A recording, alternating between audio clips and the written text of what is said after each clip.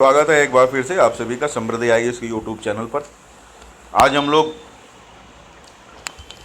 विज्ञान के महत्वपूर्ण प्रश्नों को लेकर के आपके सामने उपस्थित हैं। आज हमने ऑप्टिक्स यानी प्रकाशिकी को लिया है क्योंकि इससे बहुत ज़्यादा प्रश्न विभिन्न परीक्षाओं में पूछे जाते हैं, पूछे गए हैं, पूछे जाएंगे। तो चलिए ज़्यादा देर न करते हुए अपना पहला प्रश्न लेते हैं। पहला प्रश्न है हमारा, प्रकाश का तरंग ध्वनि तरंग से इस प्रकार भिन्न है कि ए ऑप्शन है आपका, प्रकाश की तरंग विद्युत चुंबकीय हैं किंतु ध्वनि तरंगे नहीं। बी ऑप्शन, प्रकाश की तरंगे जल में गमन कर सकती हैं किंतु ध्वनि तरंगे नहीं। सी ऑप्शन है आपका, प्रकाश सभी माध्यमों में समान वेग से चलता है। डी, प्रकाश तरंगों में व्यतिकरण पैदा होता है लेकिन ध्वनि तरंगों से नहीं।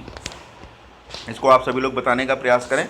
अच्छा प्रश्न है ये, इसको बताने का प्रयास आप सभी लोग करें कि क्या है प्रकाश की तरंग ध्वनि तरंग से किस प्रकार भिन्न है। चारों ऑप्शन में से सबसे बेस्ट ऑप्शन आप बताइए। तो इसका जो सही उत्तर हो जाएगा वो हो जाएगा ए ऑप्शन, प्रकाश की तरंगे विद्युत चुंबकीय हैं, चुंबकीय होती हैं किंतु ध्वनि तरंगे नहीं होती हैं। ठीक है, इसका जो भिन्नता का जो सबसे बड़ा कारण है वो यही है कि प्रकाश की तरंगे विद्युत चुंबकीय हैं किंतु ध्वनि तरंगे नहीं होती। चलिए आगे बढ़ते हुए इसका हम लोग व्याख्या भी देख लें। मोस्ट इम्पॉर्टेंट व्याख्या है, प्रकाश की तरंग ध्वनि तरंगों से भिन्न है क्योंकि प्रकाश की तरंग में विद्युत चुंबकीय होती हैं, ध्वनि तरंगे नहीं होती हैं। प्रकाश जो है ये अनुप्रस्थ और अनुदैर्घ्य तरंगे होती हैं। तो प्रकाश जो है ये आपका, ये देखिए ध्वनि तरंग जो है यांत्रिक और अनुदैर्घ्य तरंग होती है। प्रकाश की जो तरंग होती है वो आयांत्रिक और अनुप्रस्थ तरंग होती है। ध्वनि तरंगे विद्युत चुंबकीय तरंगे नहीं होती हैं। यह क्योंकि गैस एवं वायु में ध्वनि केवल अनुदैर्घ्य तरंग होती है। द्रव के सतह पर ध्वनि अनुप्रस्थ और द्रव के अंदर अनुदैर्घ्य होता है। ठोस में ध्वनि अनुदैर्घ्य और अनुप्रस्थ दोनों की भांति गमन करता है। तो ये इतनी ढेर सारी जानकारियाँ आपको इससे मिली। प्रकाश की तरंग और ध्वनि तरंगों के बीच में बेसिक क्या डिफरेंस है, क्या अंतर होता है, इस तरीके से कभी कथन कारण वाले प्रश्न भी आपके सामने आ सकते हैं और मिलाने वाले प्रश्न भी आ सकते हैं। तो इसकी व्याख्याएं बहुत महत्वपूर्ण है। चलिए आगे बढ़ते हुए अपना अगला प्रश्न लेते हैं हम। अगला प्रश्न है हमारा, रात्रि में रेडियो रिसेप्शन यानी कि अभिग्रहण में कुछ सुधार क्यों हो जाता है। ए ऑप्शन आपका कह रहा है रात्रि में बाहरी शोर बहुत कम हो जाता है। बी ऑप्शन कह रहा है दिन की अपेक्षा रात्रि में कुछ ही रेडियो स्टेशन ब्रॉडकास्ट करते हैं। सी ऑप्शन कह रहा है दिन के समय सूर्य का प्रकाश रेडियो ब्रॉडकास्ट को कुछ सीमा तक प्रभावित करता है। डी ऑप्शन कह रहा है रात्रि में पृथ्वी का चुंबकीय बल क्षेत्र कम तीव्र हो जाने के कारण ब्रॉडकास्ट को कम प्रभावित कर पाता है। इसका सही उत्तर आप सभी लोग बताने का प्रयास करें, क्या हो जाएगा।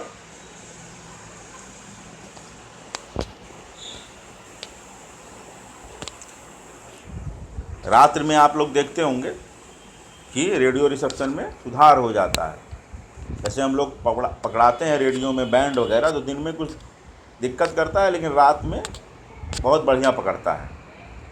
तो इसका सही ऑप्शन क्या हो जाएगा, इसका सही ऑप्शन आपका हो जाएगा ऑप्शन सी, दिन के समय सूर्य का प्रकाश रेडियो ब्रॉडकास्ट को कुछ सीमा तक प्रभावित करता है।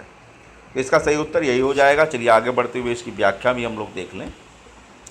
व्याख्याएं सबकी इम्पॉर्टेंट हैं।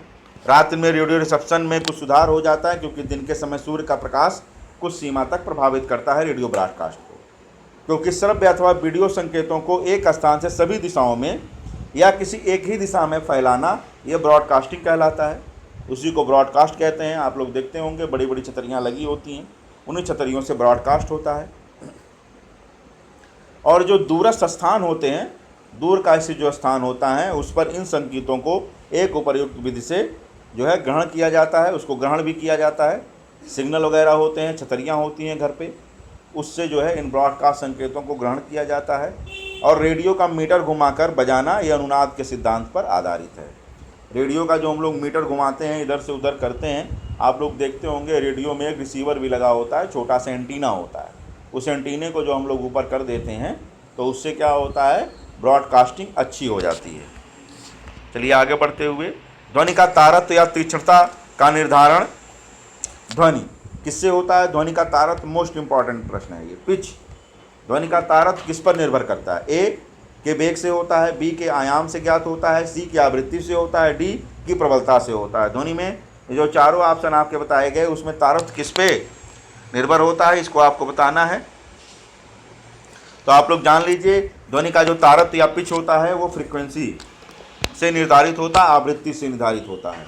ये मोस्ट इंपॉर्टेंट प्रश्न है, वेरी वेरी आईएमपी है, ये वेरी वेरी आईएमपी। ध्वनि का पिच उसकी फ्रीक्वेंसी से निर्धारित होता है। चलिए आगे बढ़ते हुए अपना अगला प्रश्न देखते हैं। हमारा अगला प्रश्न है, पुरुषों की अपेक्षा स्त्रियों के स्वर के तीक्ष्ण होने के कारण उसकी ए ऑप्शन उच्च आवृत्ति है, बी उच्च आयाम है, सी निम्न आवृत्ति है, सी कमजोर वाक तंत्र है। तो वही चीज, पुरुषों की अपेक्षा स्त्रियों के स्वर जो होते हैं वो तीक्ष्ण होते हैं। कुछ स्त्रियों की जो स्वर होते हैं वो बहुत मधुर भी होते हैं, ठीक है, लेकिन आमतौर पर ऐसा है कि पुरुषों की अपेक्षा स्त्रियों के स्वर जो होते हैं वो तीक्ष्ण होते हैं।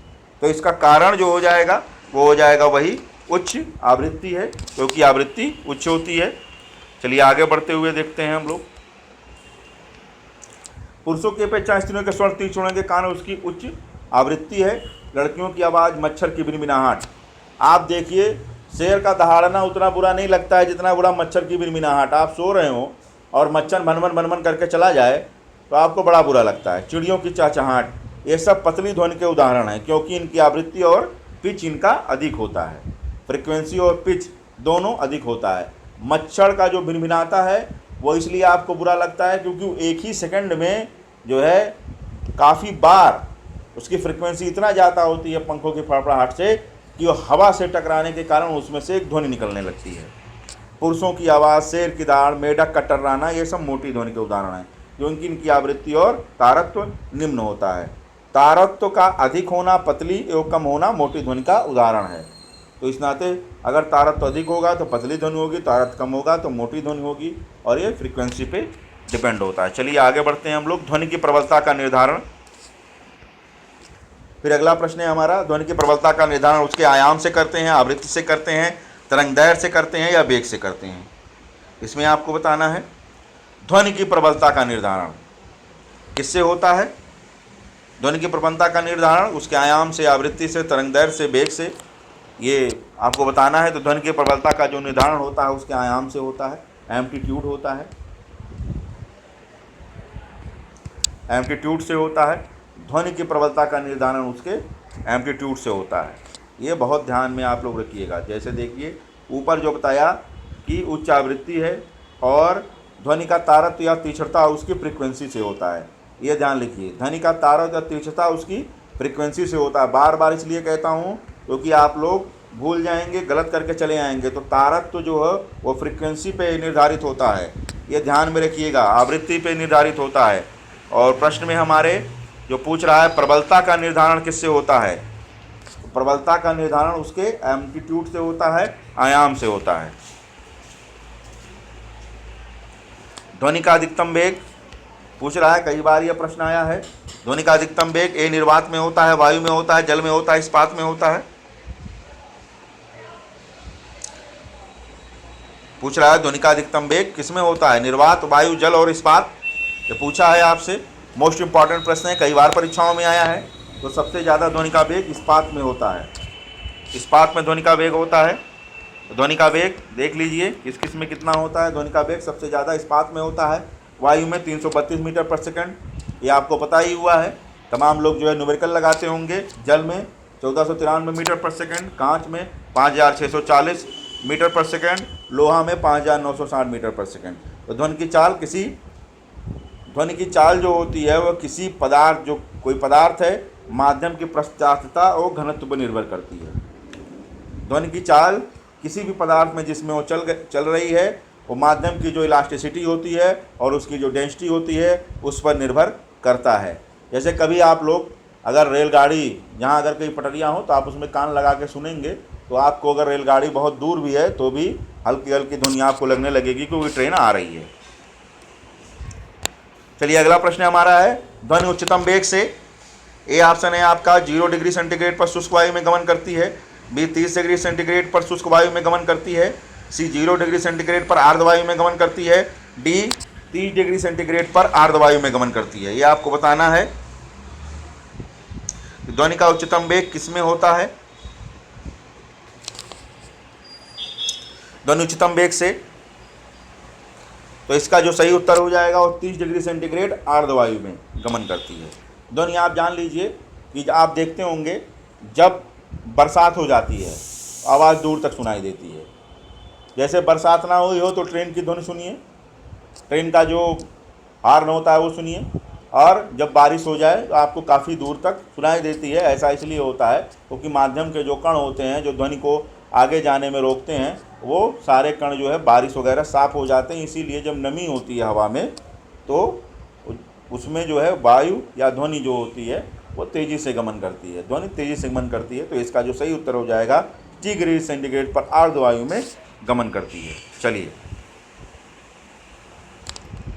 अगला प्रश्न है हमारा, मैक संख्या का संबंध ध्वनि के वेग से है, जलयान के वेग से है, वायुयान के वेग से है, अंतरिक्षयान के वेग से है। बताने का कष्ट करिए इसको। मैक संख्या एक बार आया हुआ है, पीसीएस का ही प्रश्न है, मोस्ट इंपॉर्टेंट मैक संख्या। और उसमें ऐसे नहीं पूछा था, उसमें जो है जो ऑप्शन है आपके इस ऑप्शन में से पूछा था कि निम्न में से किसका जो है वेग मैक संख्या से निर्धारित होता है, ऐसा पूछ लिया था। लेकिन सेम टू सेम यही प्रश्न आया था आरओ पीसीएस, इसमें आया हुआ प्रश्न है ये। ध्वनि के वेग से, जलयान के वेग से, वायुयान के वेग से, अंतरिक्षयान के वेग से। तो आप लोग जान लीजिए मैक संख्या का जो संबंध है वो वायुयान के वेग से है, वायुयान के वेग से होता है। इस चीज़ को ध्यान में रखिएगा। चलिए इसकी व्याख्या भी थोड़ी सी देख लें हम लोग। ठीक है, मैक संख्या का संबंध वायुयान के वेग से है। दाब एवं ताप के समान स्थिति में वस्तु की चाल एवं ध्वनि की चाल का अनुपात मैक संख्या कहलाता है। अब मैक संख्या क्या होता है ये भी आप लोग जान लीजिए। दाब एवं ताप, ठीक है, P एंड T, ठीक है, प्रेशर एंड टेम्परेचर की समान स्थिति में, जब प्रेशर और टेम्परेचर समान हो उसमें वस्तु की चाल और ध्वनि की जो चाल है उसका जो अनुपात होता है वो मैक नंबर कहलाता है। चलिए आगे बढ़ते हुए अपना अगला प्रश्न हम लोग लेते हैं। ध्वनि तरंग किस गुण का प्रदर्शन नहीं करता है? अगला प्रश्न है हमारा, ध्वनि तरंग किस गुण का प्रदर्शन नहीं करता है? ए परावर्तन, बी अपवर्तन, सी विवर्तन, डी ध्रुवण। ध्वनि तरंग किसका प्रदर्शन नहीं करता है? जो तरंग के किस गुण का प्रदर्शन नहीं करता है जो ध्वनि तरंग होती है? परावर्तन, अपवर्तन, विवर्तन और ध्रुवण। तो आप लोग जान लीजिए कि ध्वनि तरंग जो है वो ध्रुवण, डी ऑप्शन जो है वो ध्रुवण का प्रदर्शन वो नहीं करती है। ध्रुवण, पोलराइजेशन जिसको आप लोग कहते हैं, उस गुण का प्रदर्शन नहीं करती है। ठीक है, चलिए आगे बढ़ते हुए इसका हम लोग जो है अगला प्रश्न लेते हैं। तो इसकी व्याख्या हम लोग देख लें। ध्वनि तरंग ध्रुवण का प्रदर्शन नहीं करता है।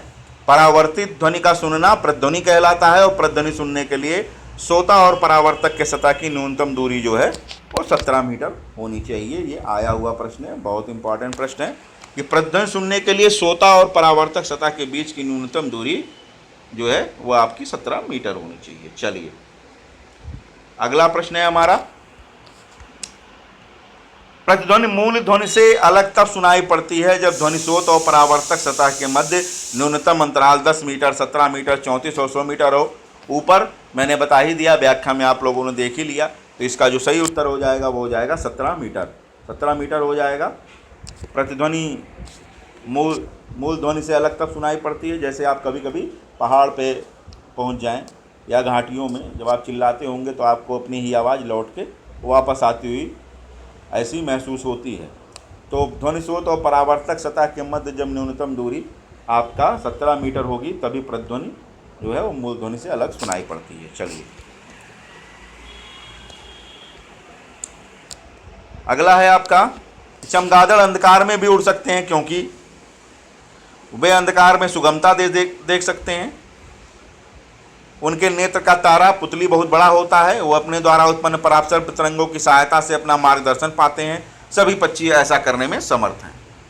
इसको आप लोग, ये कई बार आया है परीक्षाओं में, बार बार आता है इस तरीके से प्रश्न। तो आप जान लीजिए कि चमगादड़ अंधकार में इसलिए उड़ सकते हैं क्योंकि वो क्या करते हैं, परासभ्य तरंगों का यानी कि अल्ट्रासोनिक वेव्स जो होती हैं उसको निकालते हैं और उसी के द्वारा जो है सहायता से अपना मार्गदर्शन वो कर पाते हैं। क्योंकि वो पराश्रव्य तरंगों को निकालते हैं। तो इसका जो सही उत्तर हो जाएगा वो सी ऑप्शन हो जाएगा, क्योंकि वो अपने द्वारा उत्पन्न पराश्रव्य तरंगों की सहायता से अपना मार्गदर्शन पाते हैं। चलिए आगे बढ़ते हुए अपना अगला प्रश्न हम लोग देखते हैं। पुलिस की गाड़ी सायरन बजाती हुई किसी प्रेक्षक से दूर जा रही है तो सायरन के सामान्य तारत्व के सापेक्ष उसकी ध्वनि का तारत्व। बहुत ही बढ़िया प्रश्न है। पुलिस की गाड़ी सायरन बजाती हुई किसी प्रेक्षक का मतलब जो सुन रहा है उससे दूर जा रही है, तो ध्वनि के सामान्य तारत्व तीक्ष्णता के सापेक्ष उसकी ध्वनि का तारत्व क्या होगा? ए ऑप्शन कम होगा, बी एक समान होगा, सी अधिक होगा, डी गाड़ी की गति के अनुसार कम या अधिक होगा। इसको बताने का प्रयास करिए। बहुत बढ़िया प्रश्न है ये। जब आप इस तरीके के प्रश्नों को कर लेंगे तो आप तारा वाला प्रश्न भी कर लेंगे। कि कोई तारा है, तारा वाला प्रश्न भी इस तरीके से आता है कि तारे का प्रकाश कम या ज़्यादा आपको दिखाई पड़ता है। तो उसी तरीके से यह प्रश्न है कि एक पुलिस की सामान्य गाड़ी बजाती हुई प्रेक्षक से दूर जा रही है तो सायरन का सामान्य तारत्व उसकी तीक्ष्णता के सापेक्ष उसकी ध्वनि का तारत्व क्या होगा? तो ये जान लीजिए कम होगा, हमेशा कम होगा। ठीक है, ये आगे बढ़ते हुए इसकी व्याख्या भी आप लोग देख लें। क्योंकि डॉपलर प्रभाव के कारण, ठीक है, इसका जो कारण है वो है डॉपलर इफेक्ट। आप लोग पढ़े होंगे इंटरमीडिएट में, फिजिक्स में ये चैप्टर था। ठीक है, फिलहाल अब एक सामान्य जानकारी के लिए आप लोग जान लीजिए। जब किसी ध्वनि स्रोत और श्रोता के बीच आपेक्षिक गति होती है, जब कोई ध्वनि स्रोत है जिससे कि जो ध्वनि उत्पन्न कर रहा है, कोई भी स्रोत हो सकता है, जो ही ध्वनि उत्पन्न करे उसी को ध्वनि स्रोत कहा जाता है, और श्रोता के बीच आपेक्षिक गति होती है, तो ध्वनि की आभासी आवृत्ति बदली हुई प्रतीत होती है। इसी को डॉपलर इफेक्ट कहते हैं। ठीक है, चलिए आगे बढ़ते हुए अपना अगला प्रश्न लेते हैं। समुद्र में डूबी हुई वस्तुओं का पता लगाने हेतु उपकरण क्या है? रेडार, सोनार, क्वासर, पल्सार। इसको सब लोग जानते होंगे आप लोग। सोनार होता है समुद्र में डूबी हुई वस्तुओं का पता लगाने के लिए जो प्रयुक्त उपकरण है वो आपका हो जाएगा सोनार होता है ये। चलिए आगे बढ़ते हुए अपना अगला प्रश्न लेते हैं हम लोग। साउंड नेविगेशन एंड रैंकिंग इसको बोलते हैं। इसका जो सोनार का जो पूरा है, सोनार संक्षिप्त रूप है साउंड नेविगेशन एंड रैंकिंग का। चलिए आगे बढ़ते हुए अपना हम लोग अगला प्रश्न लेते हैं। किसी उपग्रह को पृथ्वी से बहुत ही परिशुद्ध रूप से डॉपलर प्रभाव की सहायता से पथांकित किया जा सकता है, राडार की सहायता से पथांकित किया जा सकता है, सोनार की सहायता से पथांकित किया जा सकता है, या जीमान प्रभाव के सहायता से पथांकित किया जा सकता है। इसमें आप लोग बताइए। जीमान इफेक्ट भी होता है, सोनार भी आप लोग जान ही गए, राडार जानते ही होंगे, ठीक है, और डॉपलर इफेक्ट यह सभी आप लोगों ने पढ़ा होगा। तो किसी उपग्रह को पृथ्वी से बहुत ही परिशुद्ध रूप से जो है कैसे पथांकित किया जाता है, तो इसको आप लोग बताइए। तो इसका जो सही उत्तर हो जाएगा वो हो जाएगा डॉपलर प्रभाव की सहायता से। डॉपलर प्रभाव की सहायता से पथांकित किया जा सकता है। डॉपलर इफेक्ट की सहायता से परिशुद्ध रूप से पता किया जा सकता है डॉपलर इफेक्ट के द्वारा। ठीक है, तो डॉपलर इफेक्ट की सहायता से पथांकित किया जा सकता है। प्रकाश में डॉपलर प्रभाव केवल प्रकाश स्रोत व दर्शक के बीच आपेक्षिक वेग पर निर्भर करता है। प्रकाश स्रोत और दर्शक के बीच जो आपेक्षिक वेग है उस पर निर्भर करता है। प्रकाश के डॉपलर प्रभाव के द्वारा सुदूर तारों और गैलेक्सियों के पृथ्वी के सापेक्ष वेग तथा उनकी गति और दिशा ज्ञात की जाती है। चलिए अगला प्रश्न है हमारा। ध्वनि में डॉपलर प्रभाव उस समय नहीं सुनाई देता जबकि ध्वनि का स्रोत प्रेक्षक से दूर जा रहा हो, ध्वनि का स्रोत प्रेक्षक की ओर आ रहा हो, ध्वनि का स्रोत प्रेक्षक व स्रोत की सीधी रेखा के लंबवत गमन करता हो, ध्वनि का स्रोत अति उच्च आवृत्ति की ध्वनि उत्पन्न करता हो। बताने का प्रयास करिए। ये सारे हमने टफेस्ट प्रश्नों को लिया है, इससे कठिन प्रश्न परीक्षा में नहीं पूछे जाएंगे, इसीलिए हमने ध्वनि और प्रकाश दोनों के जो है महत्वपूर्ण प्रश्नों को आज लिया है। इससे कठिन प्रश्न आपकी परीक्षा में कभी भी पूछे नहीं जाएंगे। अगर आप इन प्रश्नों को हल कर ले रहे हैं तो जान लीजिए आप इस चैप्टर से संबंधित जितने भी प्रश्न आएंगे उनको हमेशा ही हल कर लेंगे। चलिए इसका सही उत्तर बताने का प्रयास आप लोग करिए। तो इसका सही उत्तर हो जाएगा कि जब ध्वनि का स्रोत प्रेक्षक व स्रोत के सीधी रेखा की लंबवत गमन करता हो उस समय नहीं सुनाई पड़ता है, जबकि लंबवत गमन करता हो। इसको ध्यान में रखिएगा कि ध्वनि में डॉपलर प्रभाव उस समय नहीं सुनाई पड़ता जब ध्वनि का स्रोत प्रेक्षक व स्रोत की सीधी रेखा में लंबवत गमन करता हो, तो आपको डॉपलर इफेक्ट नहीं समझ में आएगा, ध्वनि में डॉपलर इफेक्ट नहीं सुनाई देगा। चलिए आगे बढ़ते हुए अपना अगला प्रश्न लेते हैं। ध्वनि तरंगों की आवृत्ति का संबंध। ध्वनि तरंगों की आवृत्ति का संबंध, यह प्रश्न रिपीटेड है, पहले ही ऊपर बता दिया है, लेकिन ऐसे प्रश्न 2-3 बार आ जा रहे हैं। देखिए आसान प्रश्नों को कभी आप गलत नहीं करेंगे, क्योंकि आसान प्रश्न जैसे ही आप गलत करते हैं आपको लगेगा कि अरे आसान है, उसी में आप मिस कर देते हैं। और अगर आप आसान प्रश्नों को गलत करते हैं तो आप परीक्षा से अपने आप को बाहर कर लेते हैं। तो चलिए, ध्वनि की तरंगों की आवृत्ति का संबंध उसके आयाम से है, प्रबलता से है, तारत्व से है, गुणवत्ता से है, बताने का प्रयास करिए। अभी ऊपर आप लोगों ने पढ़ा है, जाना है इसको कि ध्वनि तरंगों की आवृत्ति का संबंध उसके आयाम से, प्रबलता से, तारत्व या गुणवत्ता किसमें से होता है? चारों में से बताने का। तो आप लोग जान लीजिए तारत्व से होता है, सभी को लोगों को पता है ये चीज़, ऊपर हम लोग चर्चा कर चुके हैं। अगला प्रश्न है हमारा, प्रसिद्ध बिग बैंग थ्योरी किस मुख्य सिद्धांत पर आधारित है? बिग बैंग थ्योरी पूछ रहा है ये। Zeeman effect, Doppler effect, de Broglie का प्रमेय, ऊष्मागतिकी के सिद्धांत। बिग बैंग थ्योरी किस पे आधारित है? बताने का प्रयास आप सभी लोग करें कि बिग बैंग थ्योरी किस पे आधारित है ना? तो महाविस्फोट सिद्धांत आप लोग खूब पढ़े होंगे, जागरपी में भी पढ़े होंगे, फिजिक्स में भी पढ़े होंगे। तो आप लोग जान लीजिए बिग बैंग थ्योरी मुख्य सिद्धांत जो है डॉपलर इफेक्ट पे आधारित है। बिग बैंग थ्योरी का जो मुख्य सिद्धांत है वो डॉपलर के प्रभाव पर आधारित है। चलिए आगे बढ़ते हुए हम लोग देख लेते हैं इसको कि ब्रह्मांड का जन्म एक महाविस्फोट के कारण हुआ है। इसी महाविस्फोट को बिग बैंग या महाविस्फोट सिद्धांत करते हैं। इसके अनुसार लगभग 12 से 14 अरब वर्ष पूर्व संपूर्ण ब्रह्मांड एक परमाणु इकाई के रूप में था और धीरे धीरे जो है इस ब्रह्मांड का जो है निर्माण हुआ। और यह बताती है थियरी कि आज भी ब्रह्मांड का जो है वो प्रसार जो है हो ही रहा है। चलिए, यदि चंद्रमा पर बम विस्फोट हो तो उसकी आवाज़ पृथ्वी पर कितने समय बाद सुनाई देगी? बताने का प्रयास करिए। चंद्रमा पर बम विस्फोट हो जाए तो उसकी आवाज़ पृथ्वी पर कितने समय बाद सुनाई देगी? बहुत लोग जो है इस प्रश्न को गलत करके चले आएंगे, इसमें मिनट आधा घंटा देखने लगेंगे, ठीक है, जबकि इसका सही उत्तर हो जाएगा कि इनमें से कोई नहीं, पृथ्वी पर नहीं सुनाई देगी, क्योंकि ध्वनि के लिए माध्यम की जरूरत होती है। चंद्रमा पर कोई माध्यम ही नहीं है, ठीक है। ध्वनि के विचरण के लिए माध्यम की जरूरत होती है, चंद्रमा पर निर्वात है इसलिए, और ध्वनि की अपेक्षा चंद्रमा पर जी का मान 1/6 गुना कम होता है, जिसके फलस्वरूप चंद्रमा पर वायुमंडल नहीं पाया जाता है, क्योंकि ध्वनि के संचरण के लिए माध्यम की आवश्यकता पड़ती है। तो आप जान लीजिए कि चंद्रमा पर जी का जो मान होता है, जी का वो 1/6 कम होता है, पृथ्वी से 1/6 कम होता है। चलिए आगे बढ़ते हुए निम्न में से असत्य को चुने। हर्ट्ज फ्रीक्वेंसी मापन की इकाई है, केल्विन तापक्रम मापन की इकाई है, बेल वातावरणीय दबाव मापन की इकाई है, ओम विद्युतीय प्रतिरोध मापन की इकाई है। इसको आप लोग बताने का प्रयास करें, क्या हो जाएगा? असत्य को चुनना है आप लोग को। हर्ट्ज फ्रीक्वेंसी मापन की इकाई, केल्विन तापक्रम मापन की इकाई, बेल वातावरणीय दबाव मापन की इकाई, ओम विद्युतीय प्रतिरोध का मापन की इकाई। सारे मापन की इकाइयाँ आपसे परीक्षाओं में पूछी जाती हैं, बताने का प्रयास करें आप सभी लोग। तो इसका जो सही उत्तर हो जाएगा वो हो जाएगा बेल वातावरणीय दबाव मापन की इकाई नहीं है, बाकी सारा सही है। चलिए आगे बढ़ते हुए थोड़ी सी व्याख्या भी देख लें।